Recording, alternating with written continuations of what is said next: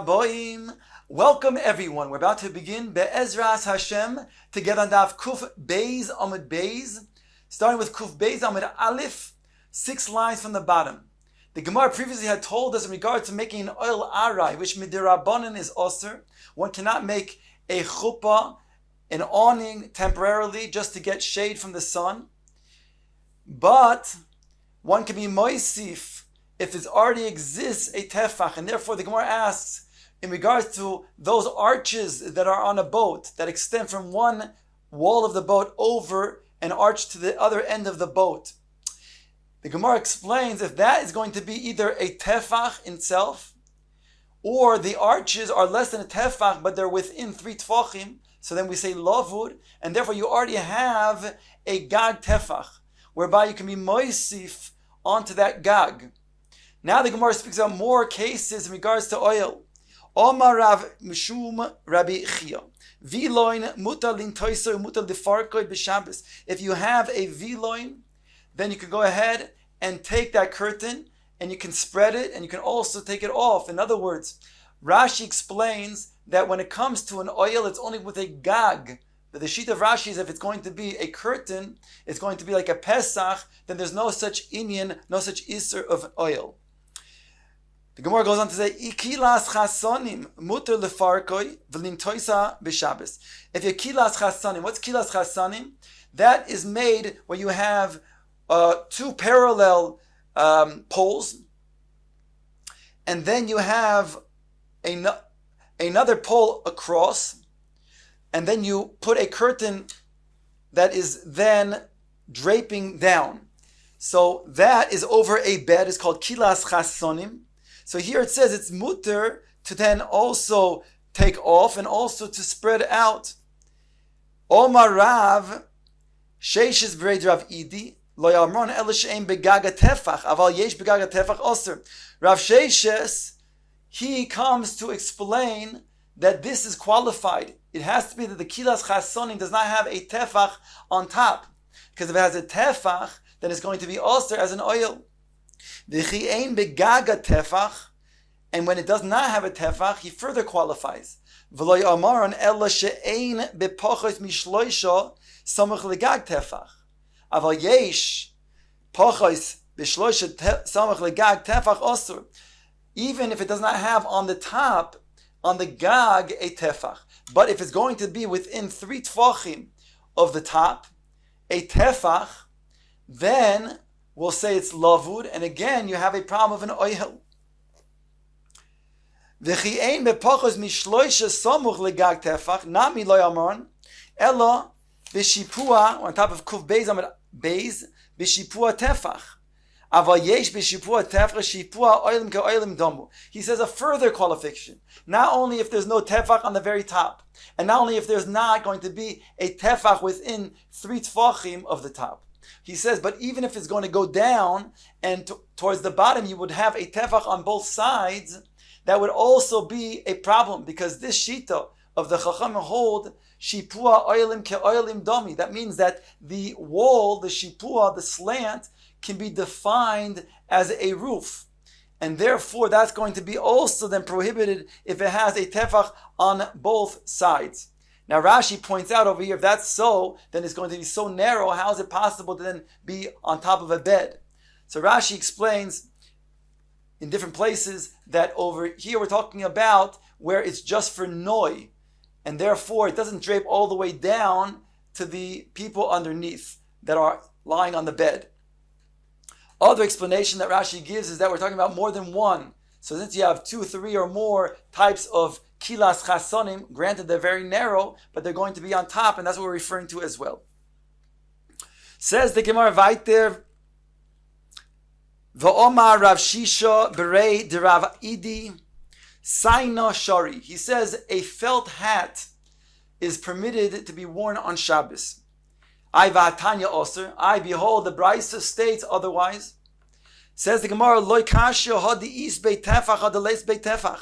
That which is prohibited is talking about where the felt hat has a tefach on its brim. Then it's a problem of an oil. But if it does not, then it's mutter. Ask the Gemara, El meyato sharbi b'glime tefach hachinami de osur. If you're going to then take a glima, the cloak that one is wearing, and he then extends it above his head and in front, a tefach, does that mean also it's going to be osur? Certainly not, says the Gemara. Ella, you have to explain the stira, the what seems to be a contradiction, to be the following. Here we're talking about where the felt hat, which is permissible, is talking about where it's put on very tightly, whereby there's no chashash, it's going to fall off on Shabbos. Whereas the Brisa states that it's prohibited because it's not on tight enough. What's the concern? The Brisa says that if it's not going to be on tight enough, then it will fall off, and then you may then pick it up and carry Daled Amos in the Rishus Harabim. The Gemara now brings the following Mishnah. Here the Mishnah is talking about when it comes to a delis. So if it's a delis on a door of a structure, like a bayis, of some sort of building, then here we're talking about if that delis has to be put on, any type of putting on of that delis is going to be a form of binyan, of isur deraisa.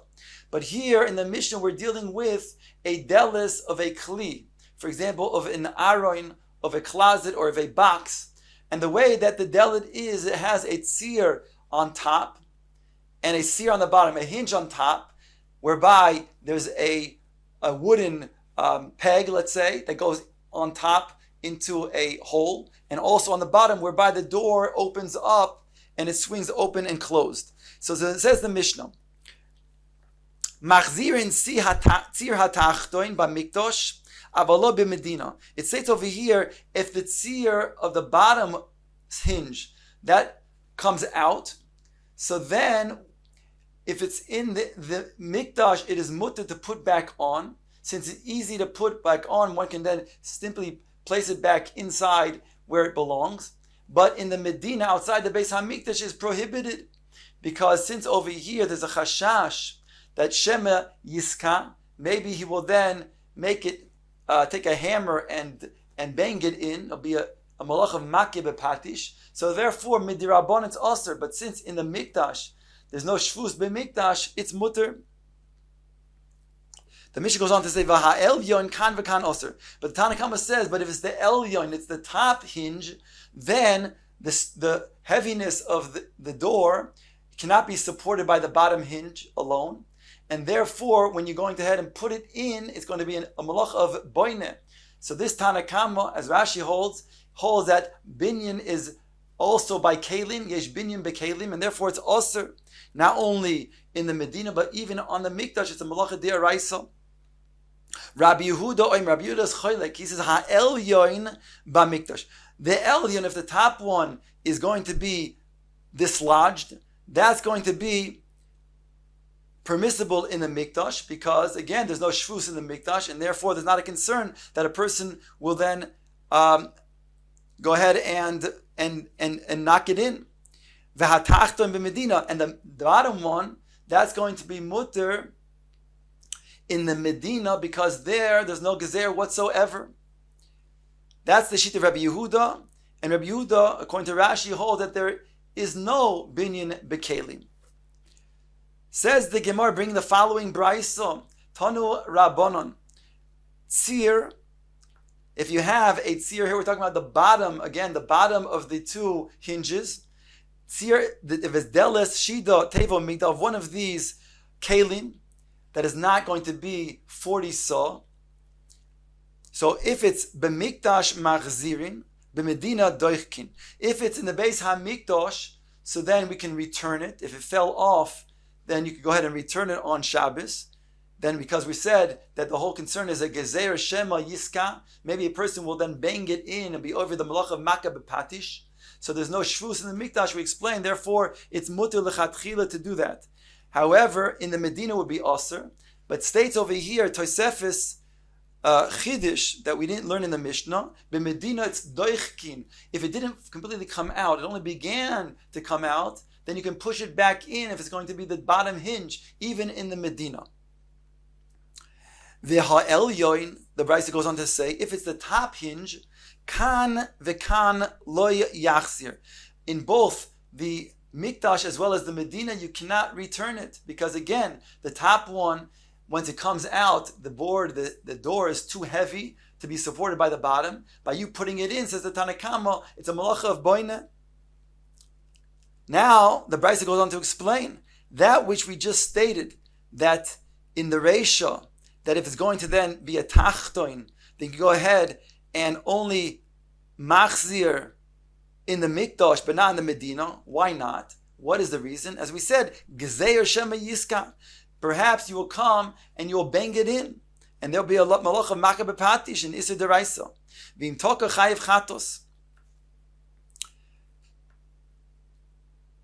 Shel Bor, the Brisa continues, if it's going to be a door of a bore, of a pit, Vishel Dus, or Ev a Dus, which is built into the ground, Vishel Yatzia, or a structure, a small structure usually next to a building, Lo Yachzir, that you can't return, even if we're talking about if it's going to be the bottom, or the bottom hinge, because Im Yachzir Chayiv Chatas, then it'll be Binyan, a malacha diaraisa of boine. The Gemara now brings the next Mishnah. Here we're talking about the inyan of refuah. The Chacham made a gezerah generally on refuah on Shabbos, because maybe a person will then grind samamonim, and therefore they said that because of that malach of toichen, they made it aser. However, if that's something that has been, let's say, a bandage was already put on Shabbos, and then on Shabbos it was a problem and fell off, you need to put it on, then it's not an issue of this gzeira of refuah on Shabbos. But there's another issue that we have to deal with, and that is that if indeed we have a bandage that has types of creams and other types of things that can be smoothed out, then the Chacham were concerned that he might be doing that on Shabbos by putting on a bandage, and therefore that would be a problem. So the Mishnah says like this: Machzivin ritiya b'mikdash avala b'medina. If in the Beis Hamikdash, where the Kohen was about to do the avodah, his bandage had to be taken off, because if it was on his hand, for example, he would not be able to then hold the kli without having a chatzitza, and therefore that would be poisel the avodah. So he'd have to take out his bandage. So it states over here in the Mishnah, he can go ahead and return the bandage after the avodah, if that's in the Beis Hamikdash, since that's for the avodah, and therefore that would be mutter. If we didn't allow him to take it off in the first place, then he would not then do the avodah, and therefore there will be a bitul ne'avodah. So therefore, to encourage, to make sure that he does do the avodah, we permit him to put it back on his hand. Avaloim b'Medina, but a Medina not, again, because a gezerah, maybe he'll be then do the iser of mimareach, and that would be an iser de'araisa. The Mishnah goes on to say, im batchila, however, if it's from the beginning, meaning to say, it wasn't that he's returning a retiya that fell off, but rather he's putting on in the first place, then kan v'kan also, it's going to be even also in the mikdash, because in the mikdash over here, he's doing it for himself, he's not doing it for the avodah, since now he's putting it on. Says the Gemara, bringing a brayso Tan Rabbanan, retiya shepirsha me'al gabi makkah, if you have a bandage that fell off from a makkah, then machzivin oiso b'Shabbos, you can return it on Shabbos. Rabbi Yehuda Oimer, Rabbi Yehuda says, Huchlaka lamato, doichka lamala, lamala doichka lamato. Rabbi Yehuda is choylek, and he says if it fell off, then he's saying you can't return it, but rather only if it then moved to the side. It moved, for example, to the bottom, you can go ahead and push it back on top. To the top, you can push it back on the bottom. Umegala miktsas haritiya umekaner piyamaka. Rabbi Yehuda goes on to say that you can lift up the ritiya, the bandage, and clean the makkah, and do that. That's all going to be permissible. But you cannot go ahead and smooth out and clean, smooth out the ritiya itself, because that would be an iser deraisa of mimareach. V'meira chayev chatos. Adkan the brayso. Rav Yehuda Mar Shmuel. Rav Yehuda says the name is Shmuel. Halacha Rabbi Yehuda. The halacha is indeed like Rabbi Yehuda, who's cholik on the Tanakama. Rav Chisda. Rav Chisda says, Lo yishanu ela shepirsha al gabe kli. Aval pirsha al gabe karka divrei kol osir. Rav Chisda explains that this machloikis is only a machloikis in regards to kli. But in regards to if it fell, the ritiya on the floor, then everybody would agree that it's osir, even the Tanakama. There's not a machloikis about that. Omar Mar Bar Rav Ashi Hava Kaimna Kamei Abo. Mar Bar Rav Ashi said that I was standing before my father Rav Ashi. Noflalei Abe Sadia v'komahader lei. Abe Sadia, it fell off, this ritiya, and he put it back on. Omina lei, I said to my father Rav Ashi, Loi sava lamar lahod omar Rav Chisda machlokes shepirsha al gabe kli. About Pirsha al Gabe Karka Oser, do you not agree with what Rav Chisda said? Did you not hear what he had said? That indeed there's a machlokes if the ritiya fell off onto a kli. It's only on the karka that they both agree that it's going to be Oser. V'omar Shmuel halach Rabbi Yehuda, and Shmuel said halach like Rabbi Yehuda. So therefore it should be Oser. So why are you taking the ritiya and putting it back on your wound? Says the son of Rav Ashi to Rav Ashi. Omar li, so Rav Ashi responded to me, Lo shmiya li. I didn't hear, not to say I didn't hear it. Here shmiya means I didn't accept it. Sometimes the shmoya means lo lekabel. He didn't accept it. That's when he didn't hear it. Klarma means lo sevirali. I didn't accept the way that he had explained it. In other words, I hold that indeed the machloikis is only by karka. But in regards to kli, if the ritiya fell on a kli, then even Rabbi Yehuda would agree that indeed you can put it back, and therefore the halacha is like Rabbi Yehuda, as Shmuel said, and therefore I put it back onto the makkah.